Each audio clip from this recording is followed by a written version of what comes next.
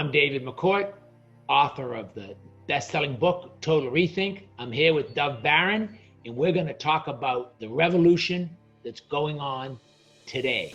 So stay tuned. Congratulations! You are tuned into Dov Baron's Leadership and Loyalty Show, the #1 podcast for Fortune 500 executives and those who are dedicated to creating a quantum leap in leadership.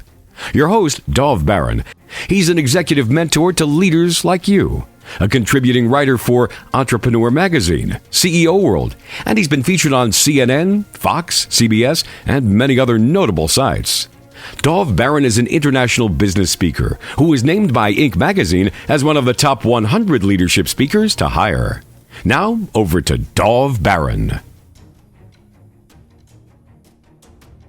Welcome, dear friends, fans, and fellow aficionados of leadership excellence. Thank you for joining us on this episode of Leadership and Loyalty Tips for Executives. Let me ask you, what do you need to do to up-level your leadership? Well, we're all very aware that the world is changing. The advances in technology, the current geopolitical environment is shaking the rotten old fruit from the trees. And maybe we are ready for a revolution, at least in the way that we think about dealing with those problems. But how can we do that without rioting in the streets? Well, stay tuned because that's what you're about to discover on today's show.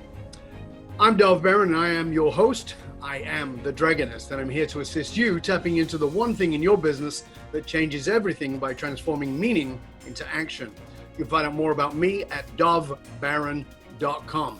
This episode of Leadership and Loyalty is brought to you in part by our new live 2-hour Dragon Leadership training that has now been made available to you. Imagine being in a virtual classroom where I will personally walk you through the techniques and strategies that I previously only offered to the top CEOs, C-suite executives, and high-level entrepreneurs, athletes, and entertainers.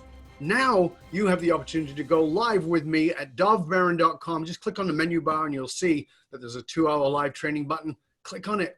And if you join us, you'll in fact get access to even past episodes on subjects like ethical persuasion, becoming a meaning-driven leader, resilient leadership in times of chaos, and so many more. Also, remember that you can chat about this episode of the show or any past episodes instead of our Facebook and LinkedIn groups. Just look for the Leadership and Loyalty podcast. If you're a new listener, new viewer, I want to thank you for joining us. Strap yourself in. We're about to go full Monty. And as always, you can find us on Apple Podcasts, on Spotify, iHeartRadio, or wherever you tune into podcasts. And if you're a regular listener, a big thank you to you for making us the #1 podcast globally for Fortune 500 listeners with a potential reach of 2.5 to 4 million listeners for every single show. We're honored and grateful to be cited by Inc.com as the #1 podcast to make you a better leader. All right, let's strip it down and dive right in. Like I said, in case you haven't noticed, everything has changed. The Walter Cronkite style journalism is gone. People no longer trust the media. John F. Kennedy's Democrats and Ronald Reagan's Republicans have become almost mythical. The corner store was eaten by the big box store, which was eaten by the mall, which got eaten by Amazon.com. On top of all of that, you've got rioting in the streets, police brutality, secret police tear-gassing peaceful citizens, while the economy looks like it might be in free fall. Maybe each of us needs to understand that this is a revolution, and we better start thinking like a revolutionary. But how can we do that and make the world a better place, a more peaceful place? Well, stay tuned because that's exactly where we're going to today. You see, my guest on this episode is David McCourt. He's the author of the Wall Street Journal and the USA Today best-selling book, Total Rethink: Why Entrepreneurs Should Think Like Revolutionaries. The book was launched back in the summer of 2019, and it's quickly struck a chord with young entrepreneurs looking to disrupt the status quo. The Economist described him as an incredible credentials as a telecom revolutionary. The BBC, also known as the BBC, called him the Boston tough guy who made $750 million. He won Entrepreneur of the Year award from the Ernst & Young, Harvard Business School, and Georgetown University. The guy has even won, would you believe this, an Emmy Award for the children's TV show Rainbow Reading. He received the Science Foundation of Ireland Medal for outstanding contribution to technology and innovation, and a whole lot more. On top of all that, over the last 6 months, I've gotten to know him pretty well, and he's a genuinely decent bloke.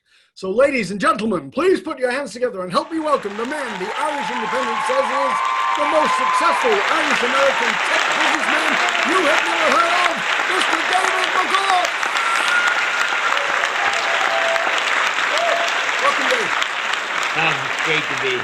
I'm glad we got to do this. Yeah, That we overcame the technical difficulties of a media magnet such as yourself.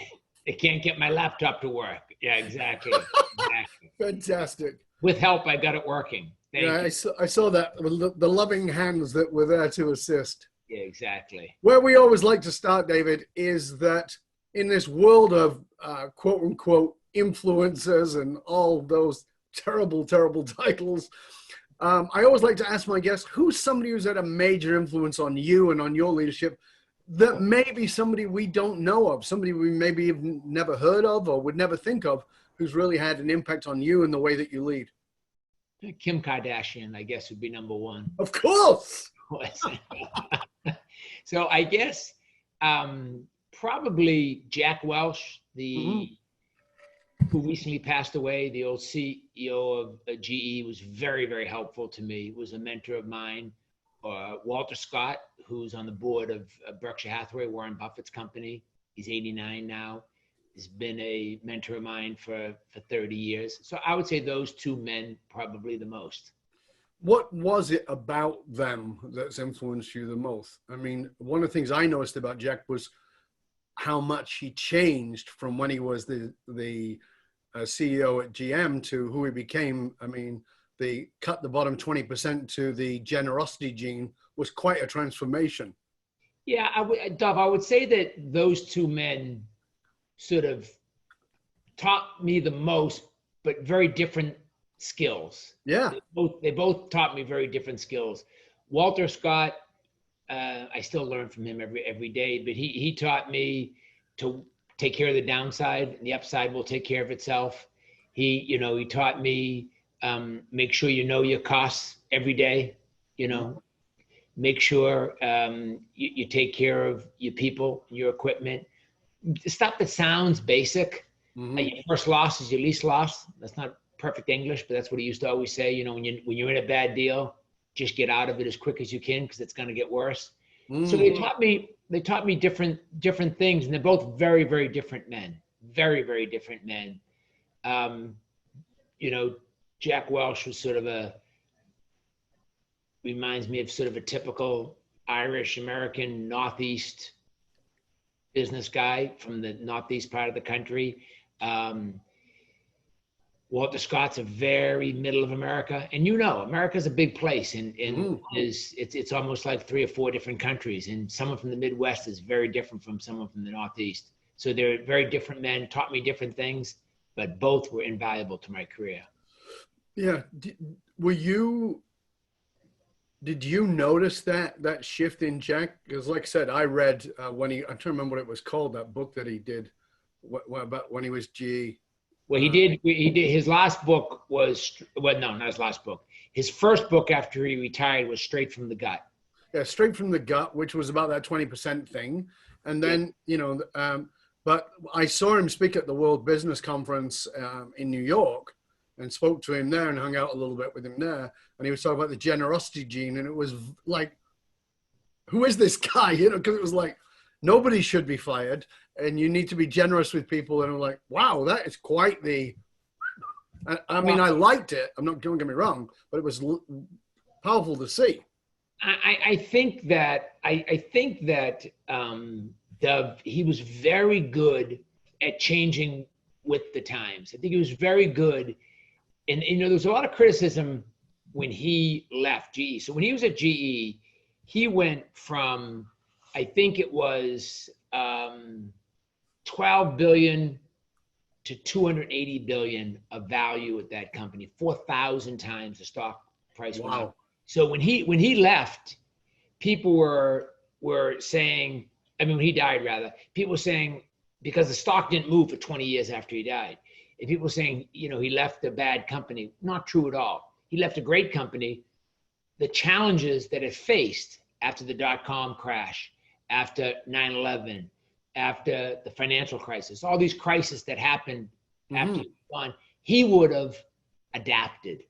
Right. He changed with the times. And what you saw in him was, in his personality, him changing with the times. He would have done had he been running GE for those 20 tough years. And I believe the company would have prospered under him if he had run it for another 20 years.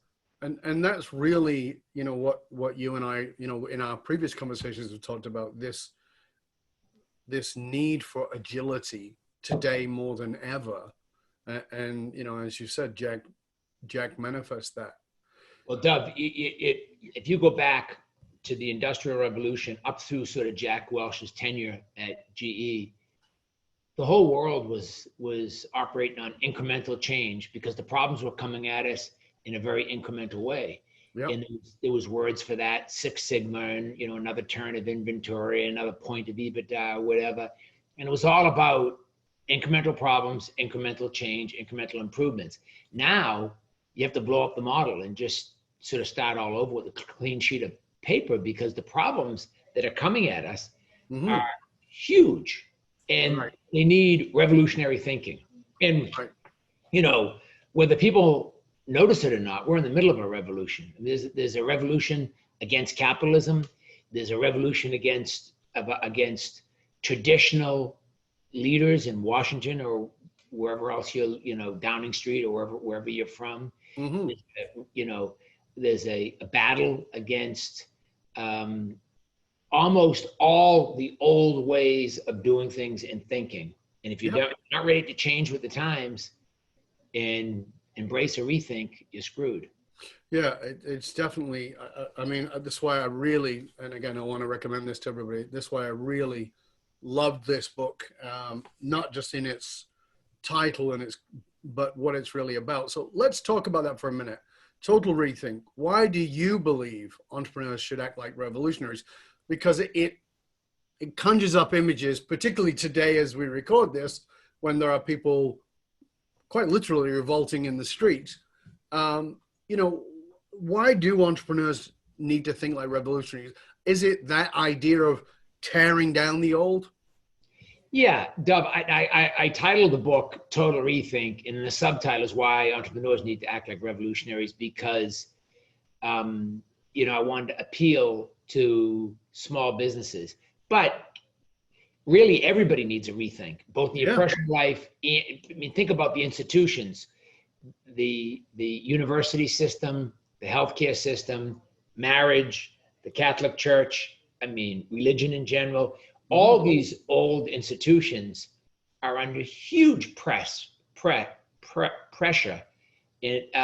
change. And you need to have a whole different view of how you're going to navigate life on a going forward basis. Traditional things that you and I might have taken for granted, like, the traditional community, your traditional school system, your traditional local doctor, marriage, just institutions that have been around for a long time are being totally turned on their head. And people need to take a very revolutionary approach to these things if they want to survive. And now we're looking right now and seeing that public health and the economy are intricately sort of commingled. And because we live in a global world, we're only as strong as our weakest link, right? And leadership has never been so critical as it is today. Never been so critical. So people have got to think in a very revolutionary way around all these problems. And that's why I wrote the book, in hopes that people would not accept incremental change in their own life and take a more revolutionary approach. We could list everything that's on the front page of the paper over the last 2 months and say, obviously all these institutions need to have a big rethink. And I fully agree with you, but I want to confront the challenge, and the challenge is a psychological one, and that is that people scream for change and they want change as long as they don't have to. Right. Yeah, so this has to change as long as I can stay the same. Right. And that change is, there's a saying that, all boats are raised, but all boats are sunk as well. So people don't want their boat to go down. I think that the potential economic devastation that is on the doorstep will be devastating for all except for a very small fraction of people. But it may also be the revolution we need economically. As you said, with healthcare, it's a challenge. You said something in there that I think is important for us to bring up, though. You know, you're talking about incremental growth, but the other thing that you've mentioned, and you talk about it in the book, is that the speed at which we need to change has changed, but the speed at which the problems are coming at us are far faster. I mean, you know, even if we just use as a metaphor, and that's really all I mean it as, the headlines about Donald Trump. You know, there's like, oh my God, can you believe he said that? And then the next day it's, oh my God, can you believe he said that? And oh my God, can you believe he did this? And, you know, there's more things happen in 2 weeks than with a previous president in 2 years. And again, it's a metaphor for me. This is not a commentary. It's a metaphor. But I think it's a really great metaphor for us to understand how fast the problems are coming at us and that we're being punched and we're not getting enough. We no longer get enough time to stable our legs and get back in position to put our guard up. Talk to us about that, about the problems coming at us faster than they've ever come at, and how do we deal with that? Well, I think how you deal with it, the first thing you need to do is change your mental model before you change your business model. So right. First, you have to agree that we're living in very, very interesting times where problems are coming at us in a huge way. And if you want to live an exciting, fascinating, rewarding life, you have to embrace all that change. And you have to say, okay, you can't fight it. You can't say, look, it's painful. Change is very, very painful. Yeah. And change is disruptive. And people don't like to have their lives disrupted. So the first thing you have to do is change your mental model, then change your business model. And people who don't want to do that are not going to reap the benefits of this new world that we have to live in. And look, the economy is going to get, Dov, and you know this, we've spoken about this, the economy is going to get croaked from this coronavirus in ways that the policymakers are trying to hide from us because it's devastating.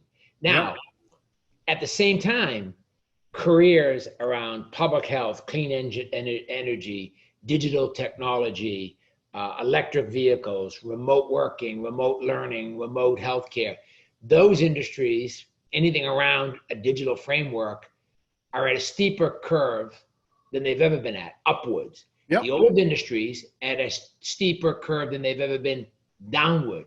Now, the thing that sucks is that education and the way we train people in the skills is relatively flat.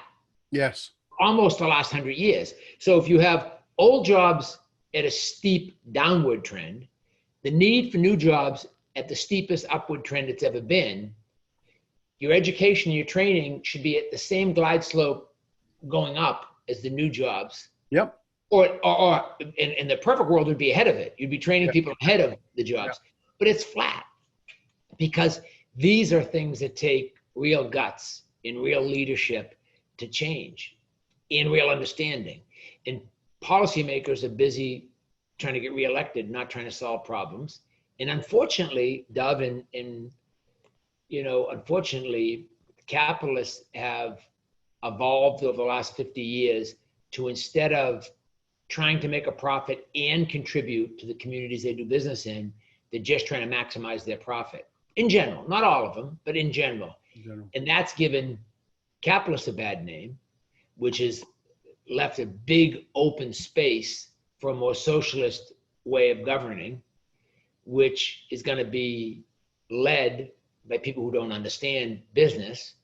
And that's not going to be good for business. And ultimately, it's not going to be good for society.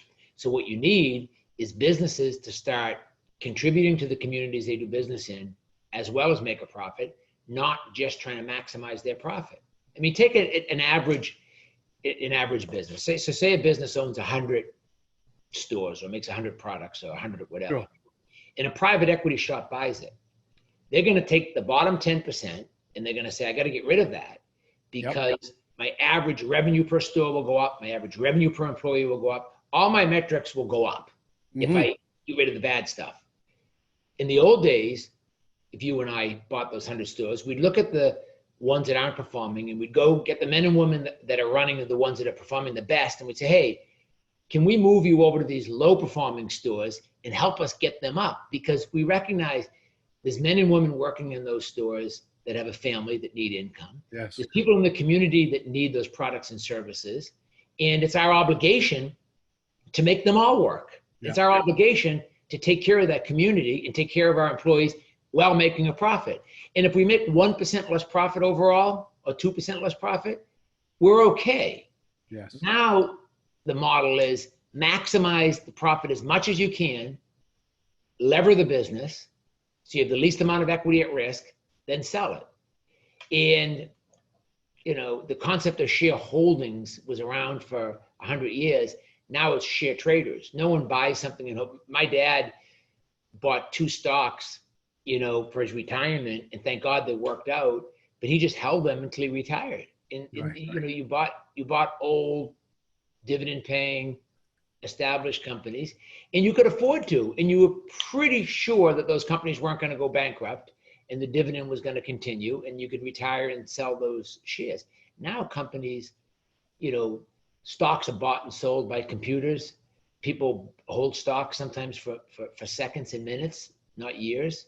So it's a different world. So this, I mean, you know, you brought up a lot there. There's a lot to unpack there. But one of the things you brought up was, you know, one of the things I can bring up is, you know, you're part of this, the telecom business, the internet, and, you know, you're providing all these things, you know, 750 million.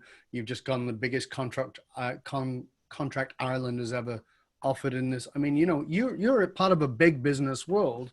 And, you know, and you're talking about, you know, being a contributor to a community, being a contributor to the people.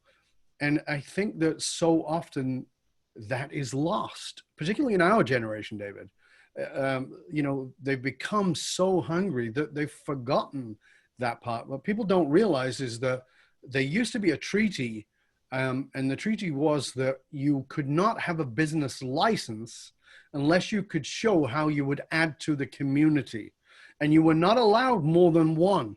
So your business had to be in one area dealing with one thing, and you had to provide to that community, or else you couldn't have your business license.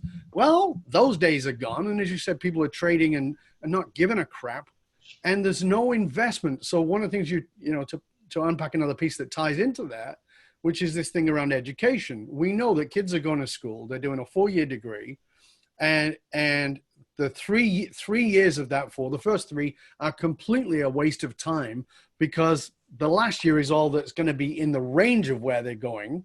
And most of that is going to be not so useful. They would be better off spending 2 years in an internship at a high-tech company, working for free and getting some experience. And so I feel like in many ways, education has fallen upon the shoulders of corporations. But at the same time, corporations have lacked, not all of them, of course, but many of them have lacked the ethics and the consideration of taking care of their people. And again, it's been maximizing profit. So do you feel like the book is part of that? Do you feel like it's saying, listen, we need to be more B Corp mental, you know, as a mentality, as well as rethinking dealing with the technological changes, but rethinking in the context of taking care of our environments? And by that, I don't just mean the environment, I mean our communities. Yeah, I think you're exactly right. But we're at a 3rd generation now of sort of traditional private equity, where, you know, young person, people become like their environment, right? If you go into a company, you're sort of socially isolated to those people in the company. You know, you're there for 50 hours a week or whatever. And if you're in finance, you're at the office maybe 60 hours a week, and you're around like-minded people. And we're at a 3rd generation now of this concept of you buy a company, you know, you lever it, You get rid of everything that's not, you don't fix the non-performing things. You just get rid of them regardless of what employees or what customers get hurt to increase your metrics. And you cut long-term R&D and long-term spending and research because you're not going to own the company long-term, so you don't care about that. And then you flip it, and then the next person does the same thing.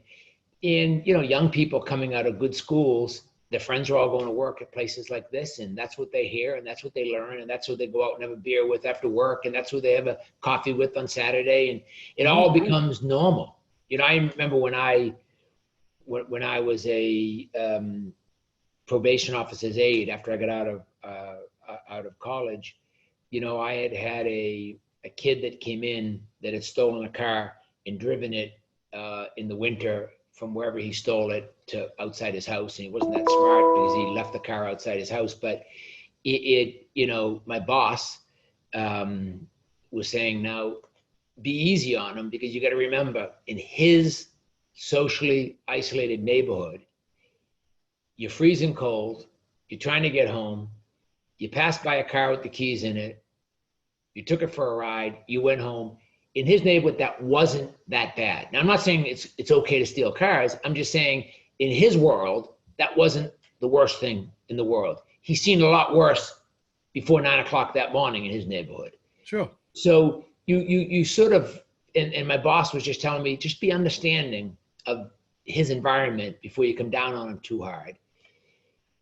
So people become like their environment, Dov. And now we've built an environment of politicians that do nothing but try to get reelected and don't collaborate and cooperate. You've got business people that are trying to extract the most value without contributing. And you got both groups going two different ways. And who gets screwed?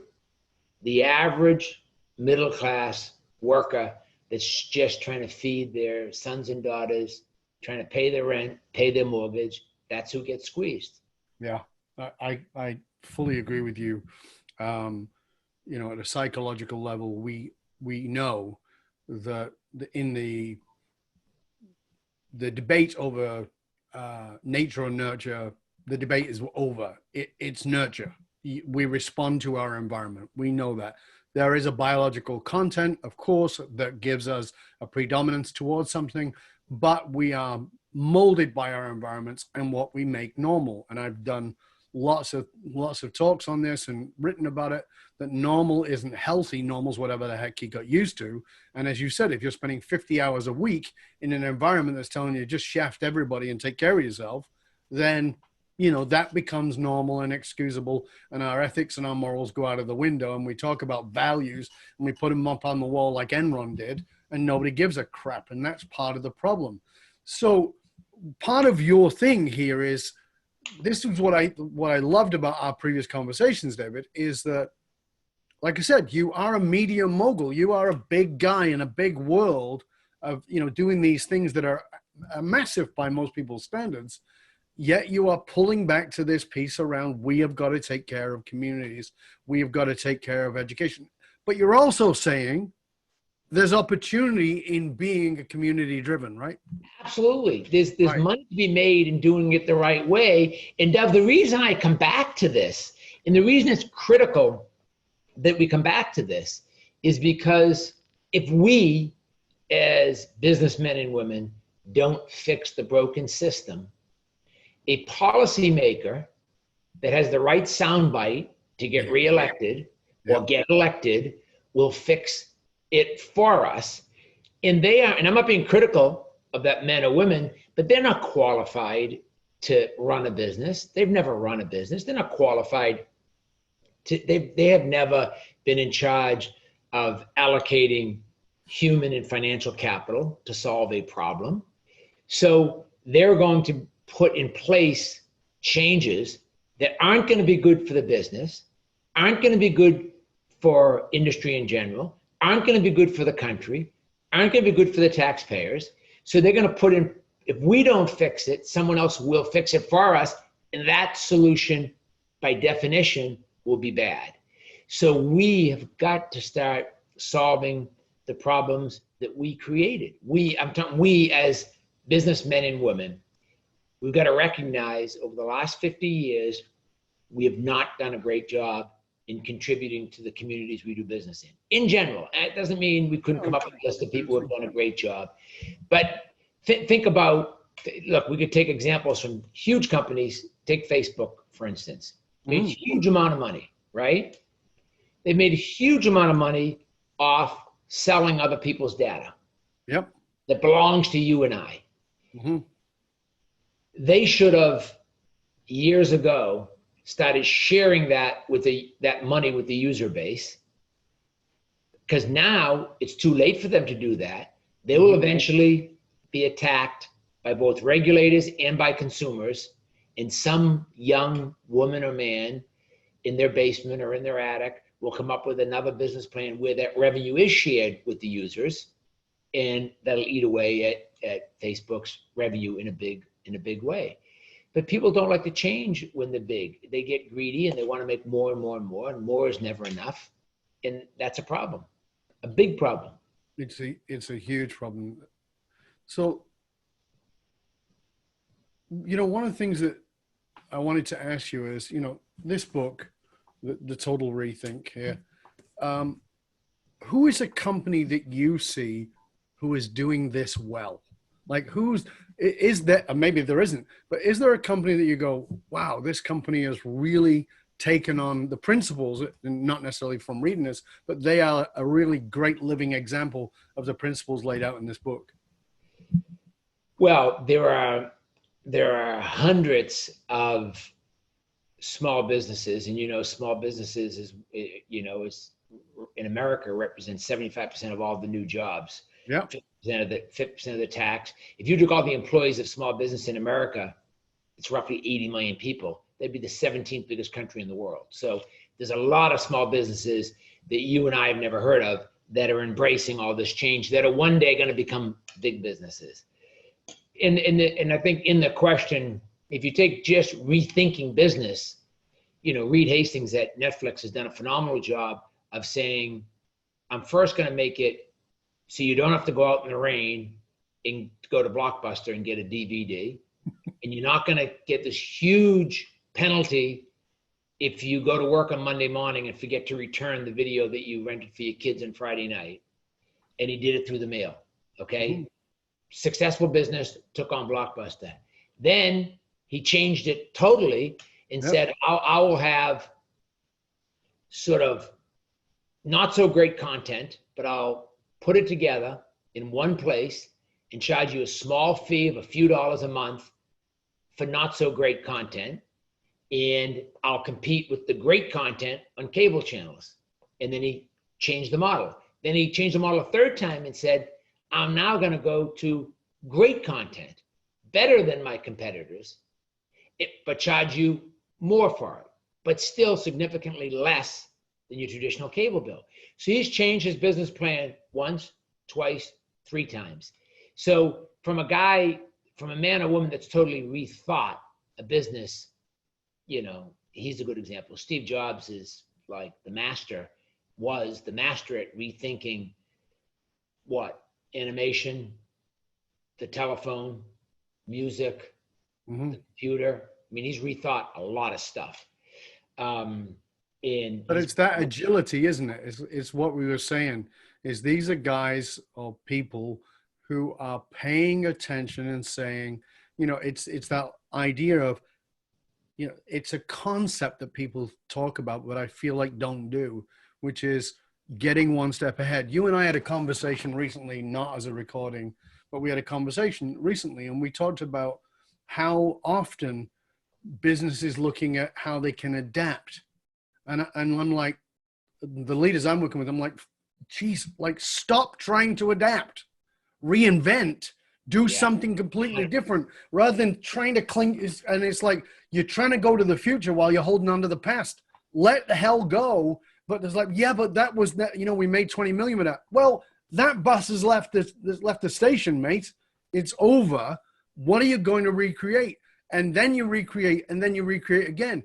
Because Netflix didn't say, how can we compete with Blockbuster? They just went, what's a better model? Exactly. And look, I gave you some business examples. Now, some political examples. Yeah. You've got Angela Merkel in Germany. You Yep. got the Prime Minister in New Zealand. Yep. I think you have a woman in Australia too, right? Nope, still a man. Still a man. But you're right. The women are killing it. From a political standpoint, from a policy and political standpoint, the women are doing a much better job than men. Much better job around the world. What's the third one I was just thinking of that's done a great job recently? There's actually, I saw a list recently, the top 10 countries that are doing best in coronavirus and coming through it are all women leaders. And the bottom 10 are all male leaders, including places like Brazil, which is the tropical Trump. And then you've got, all those ideas that are so crazy. I mean, and Jacinda from New Zealand, who is, the youngest leader, and she's a woman. And on top of that, she's now regarded as one of the great leadership thinkers in politics globally. The way she handled gun violence, the way she handled terrorism, the way she's handled the coronavirus. I mean, and I'm from Australia, and I remember looking at New Zealand pretty much as a third world country back in the 80s. It was like, yeah, it's nice, but you wouldn't want to live there. I would say that on the political side, the people that have taken a total rethink and really made a difference, I think of almost exclusively females. It's very interesting. But those are a couple examples, both in the business side, a couple male examples, a couple female examples on the political side. Now there are male examples, I'm sure, on the political side. I just can't think of it at the top of my head, and I'm sure there are just as many female examples on the business side. Sure. But there people, I think we will see more change come quicker when there is more females and more men and women of color in those leadership positions, for the simple reason that they have to fight harder to get there. Exactly. They have to fight harder to get there, and they have more to prove, and they're, Well, I think that they're also fighting for something beyond themselves, right? Yeah.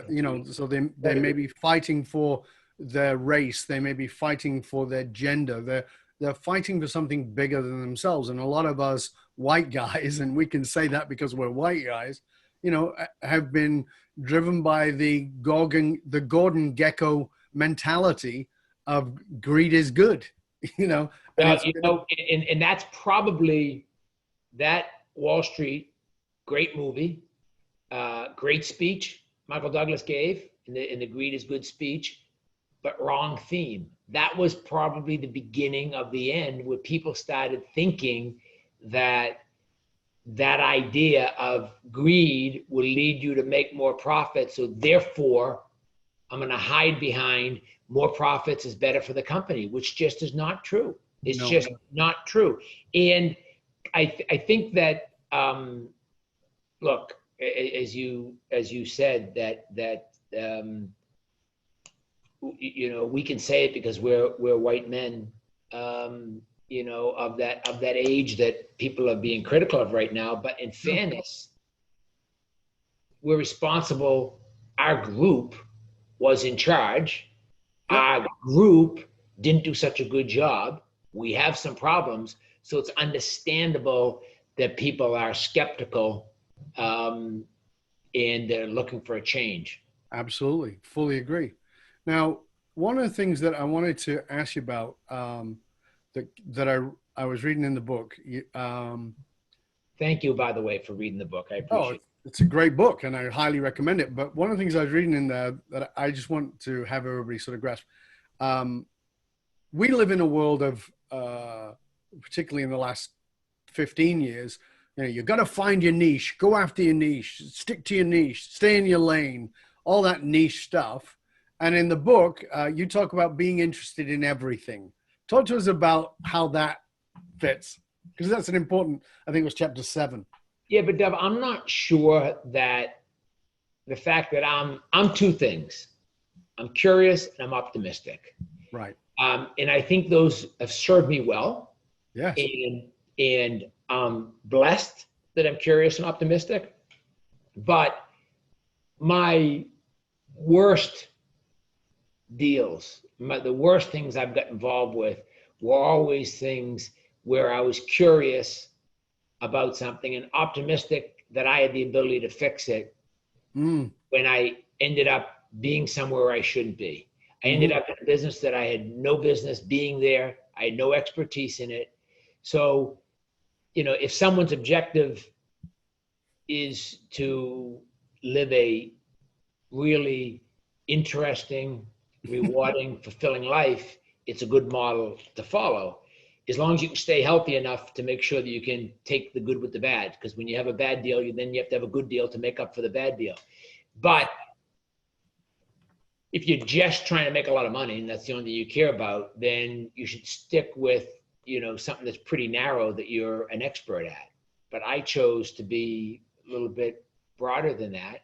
And, I'm blessed now that I can do what I love with people I love and not have to worry about whether my road is a little wider than it should be, because I clearly would make more money if I stuck to something much more narrow, stuck to my knitting. I'd make more money. But I'm curious. This I think this is one of the reasons that you and I get along, is because we're both driven by curiosity, and curiosity doesn't keep you in a niche. It pulls you out of the niche, but it allows you to use the knowledge you have to serve in some way that might be bigger or even outside of your lane.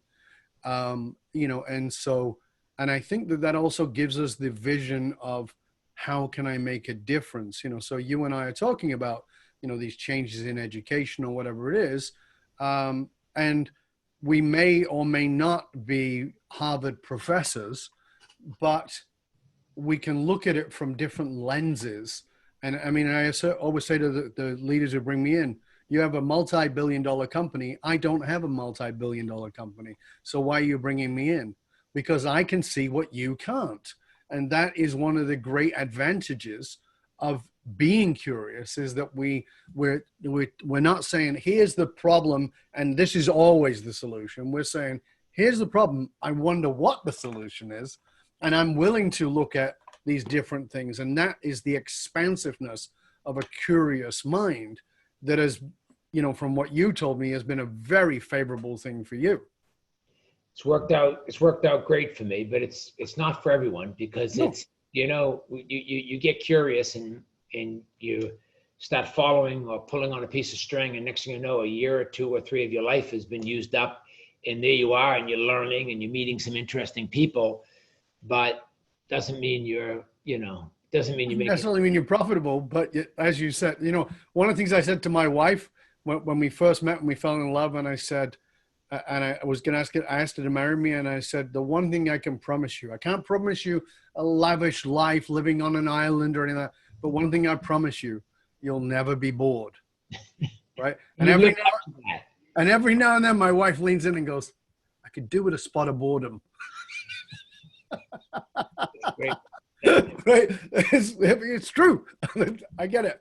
Now, your company, you were the Irish National Broadband Project. Yeah.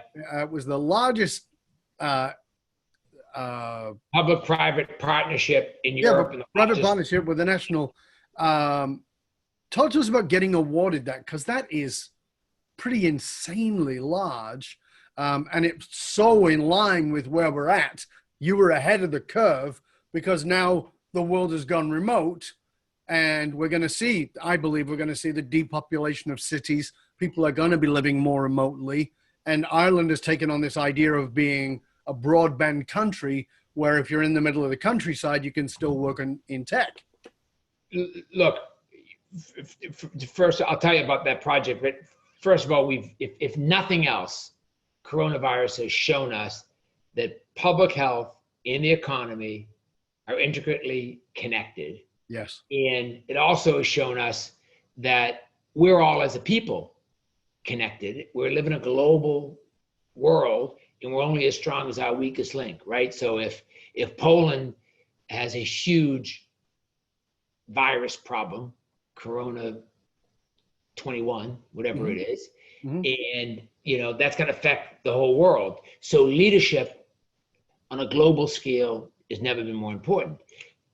It has also shown us, as you just said, that we're going to work more remotely. So if we want to have a public health system that functions, we have to have good connectivity to every home if you want to run successful telemedicine. But to answer your first question about the project, so the project took about 3 years for me to win it, for my team to win it. Our original budget for going after that project was, I think, 400,000 euros was our original budget. It ended up costing us, from when we started to when we were awarding the contract, 33 million euros. So that was black hole cost. So that means that's a little bit of a jump. That we were over budget. So that means just a little bit. So that means, had we not been awarded that contract, all that cost would have been gone. I mean, all that cost was gone. So we'd been screwed. Big problem. And it was a project where everyone was attacked by politicians that were in a different party that wanted to attack it because they thought it was in their best interest to get reelected. Most of those didn't get reelected, by the way, that attacked it. And by incumbents that attacked it. And the incumbents attacked the project because it attacked or affected their business. So you had political people that weren't in office attacking it for political reasons. You had businesses that were the incumbents that weren't doing their job that were attacking it. So, and the attacks, as all attacks do, they start general and they get more and more personal as they evolve. And 3 years is a long period of time. So obviously the attacks got very personal. And, we were the last man willing to stand. And, that opened up a whole nother level of attacks that we were the only bidder when there was 10 bidders at the beginning. But as it got whittled down and people either dropped out because they didn't want to put in more money or were kicked out because they weren't qualified, I looked at it as like, I'm the last man willing to stand. Some people were looking at it as we were the only bidder, which of course was not the case. So we won the contract. So it's a $5 billion project to put a fiber into every man, woman, and child's home or business, which means Ireland will be the only country that I know of where it's a human right to have a fiber in your home or your business. And it's a right, like you have a right to have electricity and clean water, you have a right to have fiber, which is fabulous because if you think of all the businesses of the future, telemedicine, remote learning, anything around public health, clean energy, like you said, when people move, if people don't have to get in their car and commute 40 miles to work and 40 miles back, that 80 miles of a car off the road lowers the carbon footprint. Our carbon footprint globally, I think, is down 8% since coronavirus. Yes. So it is, it's making everything go more digital, which was going to happen anyway. That was going to happen anyway. Internet 3.0. If your listeners think about the internet, think about Internet 1.0, which is, if you're not an engineer, I could just explain that as, that was all about moving ones and zeros more efficiently from point A to point B. That's all that was. How do I move information more efficiently from New York to LA, from St. Louis to London, from Barcelona to Boston, wherever? How do I move it more efficiently? That was Internet 1.0. Internet 2.0 is a man or woman communicating with a machine on real time. Right. And that brought us Zoom, brought us podcasts, brought us Facebook, brought us Instagram, brought us Google, brought us LinkedIn. So it brought us all these Twitter, all these things where we could communicate with our machine in real time at scale. Internet 3.0 is when machines communicate with machines at the consumer level in real time. Mm-hmm. That's going to make what's happened to date seem like small potatoes. And to give you some context of what's happened to date, what would cost $1 million when the internet was invented in either speed, storage, capacity, efficiency, flexibility, measure it any way you want. What cost $1 million when the internet was invented cost $1 today. So that's 1 million times more efficient. 1 million, that's insane, eh? Internet 3.0 will be another million. So I don't know what 1 million times 1 million is. Is that a trillion or is that 100 trillion? I don't even know.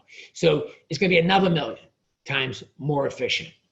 And you take most industries during that period of time have gotten 2 or 3 or 4 times more efficient, dollar for dollar, if you compare it. You know, take transportation. Back to incremental, as you were saying at the beginning, right? The growth has been incremental. Meanwhile, technological has been quantum. Exactly right. The world has never seen anything like this before. And they're going to see it's nothing compared to what's going to happen over the next couple decades. So when you talk about that 3.0, you know, is that's beyond 5 or even 6G? You're talking about something else? I'm talking about when, so right now, people are excited that they can get a book and they can read it online, right? Mm-hmm. You probably get ebooks and you read them on your device, right? You read the newspaper on your device. That's Internet 2.0. Internet 3.0 is when books can read books. So you can buy a book and you can have that book tell you everything that book said that's different from every other book you read since you were born, can tell you what's the same, what's different in the click of a mouse, can tell you what that book says that agrees with your thinking or disagrees with your thinking. And you can get that as quickly as you can Google now best hotel in Western Alaska, Western Canada, wherever. Right. Western, where are you anyway? You're out there in the north.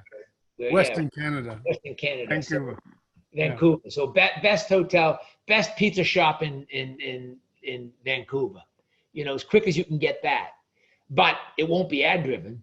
The problem with best pizza shop in Vancouver is your 3 best choices are going to be ad driven. So that's another problem that we're going to have to solve. So let's just talk about something that's a bit controversial just for a minute, and that is 5G. A lot of people very excited about 5G, certainly at a business level, what that will mean and accessibility and all those kinds of things. And then other people talking about potential health risks and et cetera. At the same time, you know, I think that, we talked about it right at the beginning, that people are afraid of change and there's always a Luddite mentality. Do you think the fear of 5G has any basis, or do you think, because there is a microwave frequency, or do you think it's Luddite mentality? I know. Now, this is just me personally. Sure, that's what I'm asking. I personally think the amount of radiation that we're getting now through lots of things, including the cellular technology to make your mobile devices work, is not helpful and is getting more harmful as we're being exposed to the cumulative effects of it. Yep. And I think as devices around your entire home and business are connected remotely, it's more and more radiation, right? So I don't think it's helpful, and I think it's probably harmful. And I think it's something that people have to keep in the frame. And Because it's interesting, isn't it? I mean, we have the desire naturally for things to be faster, and we want it more convenient. I mean, convenience is such a huge driver in human beings. We want things to be faster. We want them to be more convenient, but there's also a higher level of risk. Nobody died from a car crash in the days of horse and buggy, obviously, because there was no cars, and people die from car crashes. Okay, and I like high-speed internet. I'm frustrated when I can't. The page is taking 3 seconds to load. That's crazy, but it's still true. At the same time, I also want to take care of my health and my protection. And it's a technological conversation here, but a tech conversation is how do you build Internet 3.0 and beyond, and at the same time create something that is incredibly healthy and safe for people, that is not frying their testicles and their brains, so just as a minor issue. I can rest assured that only half the world's testicles are going to get fried. It's true. But the other half still has gonads. Yeah. So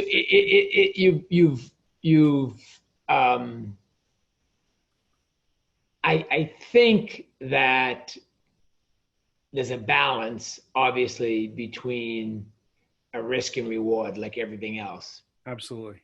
The problem is that this gets to a bigger issue, which is around election reform. Lobbyists and money changes the truth. Mm-hmm. So let me just give you an example. So when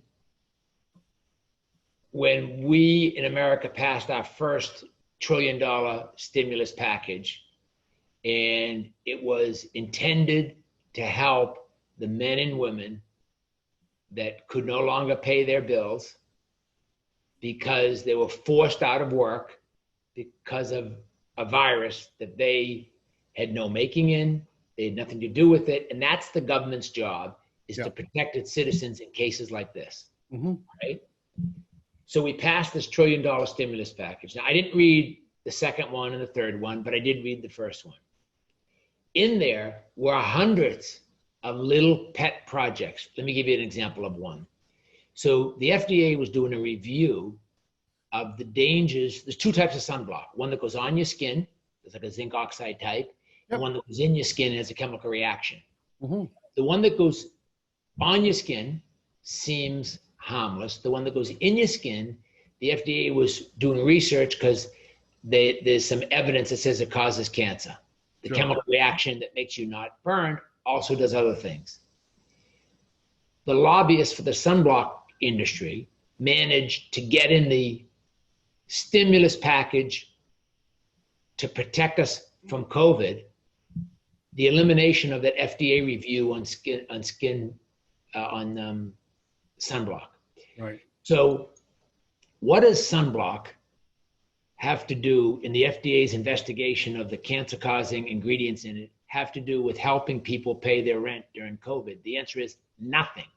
But some congressman or congresswoman or some senator used it as an opportunity to get a pet project put through because some lobbyist for the Coppertone or whatever was pushing it. So that's just a almost silly example, but an example of how broken the system is, where men and women that are supposed to be taking care of us, that we're counting on to take care of us, are worried more about the lobbyists and their constituent and getting reelected than they are in taking care of us. And that goes back to what we talked about at the beginning of this podcast, which is the politicians, the policymakers aren't doing their job, and businesses aren't doing their job. They're both fighting each other and blaming each other. We're getting more partisan. We're spending more time fighting than we are working together to solve problems. Mm-hmm. And that, from a political standpoint, that's what gives you people like Donald Trump in other... Bolsonaro in Brazil. Exactly. Because people are pissed off and they're voting for something that looks different. Now, most of those people didn't know look different was also going to look crazy, but that's my opinion only. No, I don't think they did. I don't think they considered that, but you're absolutely right. I think we'll see Trump get unelected with overwhelming majority, I believe, if unelected is a word, but defeated. But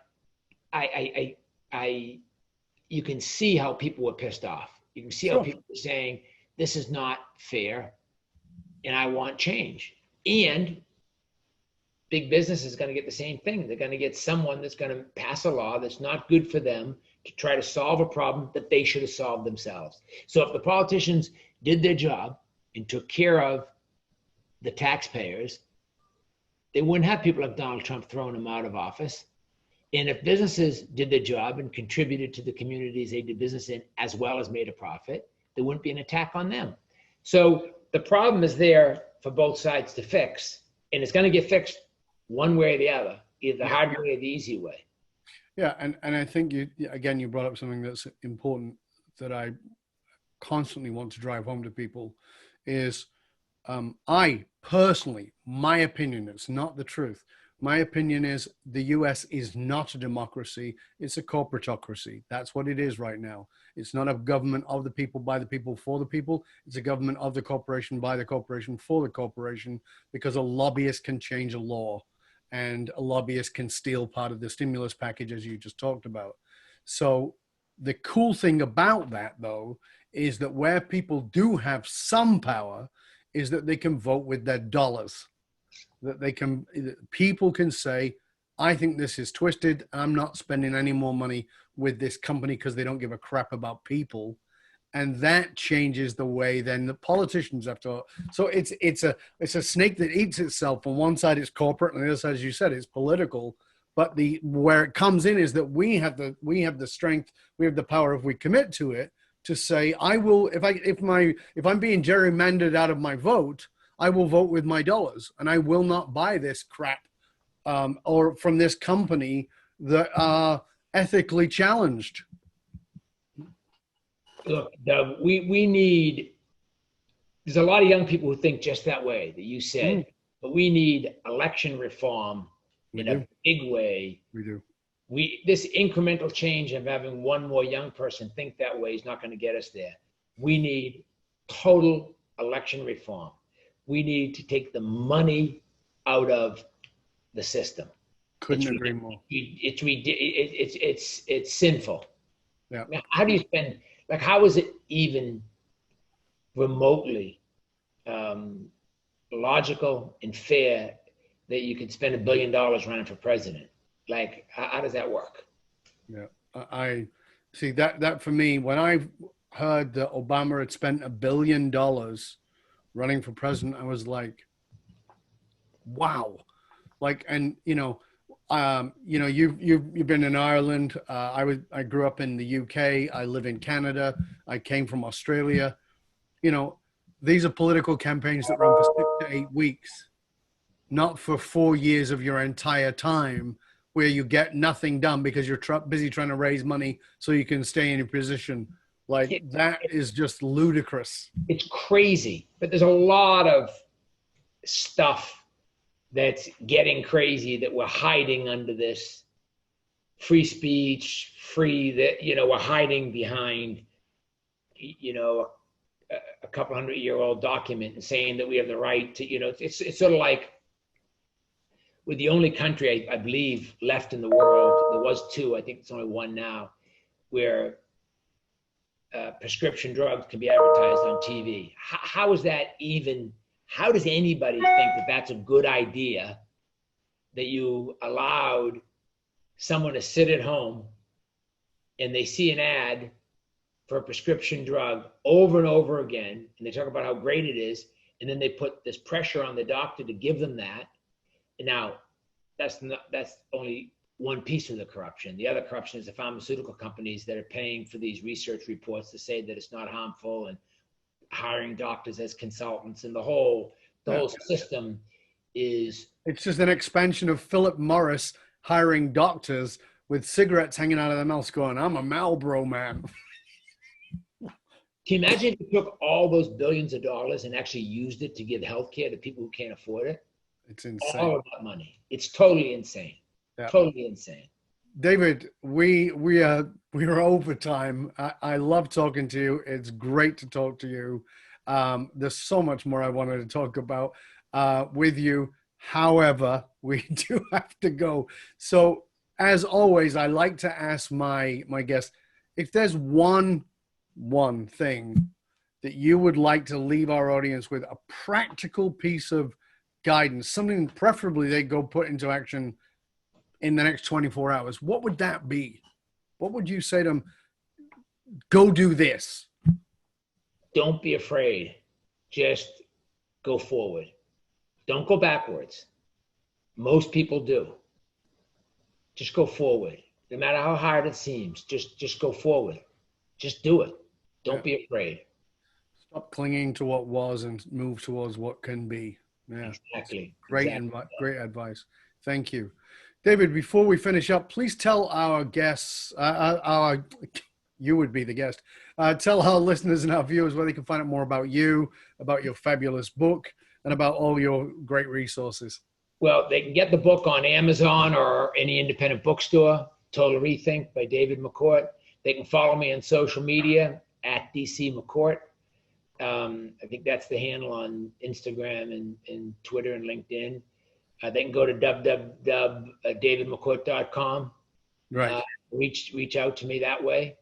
And if they DM me on Instagram or something, I'll get back to them, especially if they read the book and they have a question or they want to chat about it. I'd be glad to get back to them. Fantastic. And I'll be back and we'll come back for Dave McCourt 2.0 on your show sometime in the future, and we'll talk about other stuff. I would look forward to that. Thank you, David. It's been a pleasure and an honor having you here, mate. I hope you'll stay with us to the end. And for you, dear listener, remember that information is worth the hole in the donut.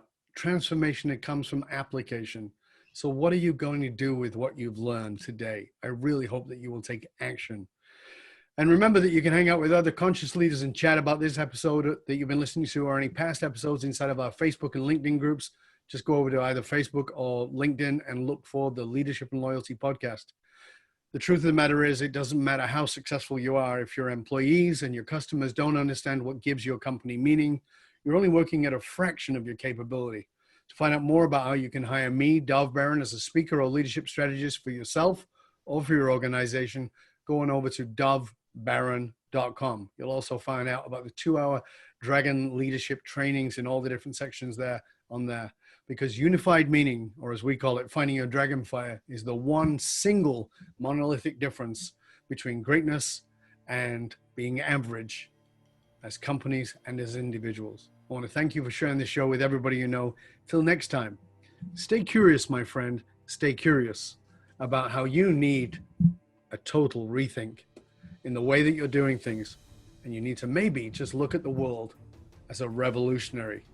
There is a revolution. Be part of it and be a part of it in a way that makes the world a heck of a lot better. I'm Dov Baron. I'm here to assist you tapping into your dragon fire to make the next level of clarity, focus, purpose, and profit in your business, your life, and your leadership impact. And I am out. And remember that you can hang out with other conscious leaders and chat about this episode that you've been listening to or any past episodes inside of our Facebook and LinkedIn groups. Just go over to either Facebook or LinkedIn and look for the Leadership and Loyalty podcast. The truth of the matter is, it doesn't matter how successful you are. If your employees and your customers don't understand what gives your company meaning, you're only working at a fraction of your capability. To find out more about how you can hire me, Dov Baron, as a speaker or leadership strategist for yourself or for your organization, go on over to dovbaron.com. You'll also find out about the 2-hour Dragon leadership trainings in all the different sections there on there. Because unified meaning, or as we call it, finding your dragon fire, is the one single monolithic difference between greatness and being average as companies and as individuals. I want to thank you for sharing this show with everybody you know. Till next time, stay curious, my friend. Stay curious about how you need a total rethink in the way that you're doing things. And you need to maybe just look at the world as a revolutionary. There is a revolution, be part of it, and be a part of it in a way that makes the world a heck of a lot better. I'm Dov Baron. I'm here to assist you tapping into your dragon fire to make the next level of clarity, focus, purpose, and profit in your business, your life, and your leadership impact. And I am out.